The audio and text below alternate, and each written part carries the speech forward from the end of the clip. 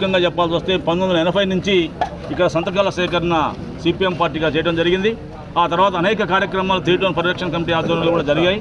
ఈ మధ్య కాలంలో కూడా దీని మీద ఒక మినీ ఫ్లేఓవర్ వేస్తే బాగుంటుందని చెప్పి కూడా సిపిఎం పార్టీ కార్యక్రమం చేపట్టిన సంగతి కూడా తెలుసు. ఇవాళ ఈ గేట్ మూయటం వల్ల 3 టౌన్ ప్రాంతంలో వ్యాపారాలు అట్లాగే 1 టౌన్ ప్రాంతంలో వ్యాపారాలు కూడా తీవ్రమైన నష్టం జరుగుతుంది. 1 టౌన్ 2 టౌనే 3 టౌనే కాకుండా 2 టౌన్ కూడా ఇబ్బందికరంగా ఉన్నది. కాబట్టి దీన్ని ఎమ్మటే చేపట్టాల్సిన అవసరం కేంద్ర ప్రభుత్వం మీద ఉన్నది. అనేక సంవత్సరాలుగా 80 అంటే ఇది 2025 45 సంవత్సరాల బట్టి ఈ ఉద్యమం సాగుతున్న పరిస్థితి ఉన్నది. 45 సంవత్సరాల బట్టి సాగుతున్న ఈ ఉద్యమానికి సహకరించాల్సిన కేంద్ర రాష్ట్ర ప్రభుత్వాలు సక్రమంగా వ్యవహరించిన పరిస్థితి మనం చూస్తున్నాం.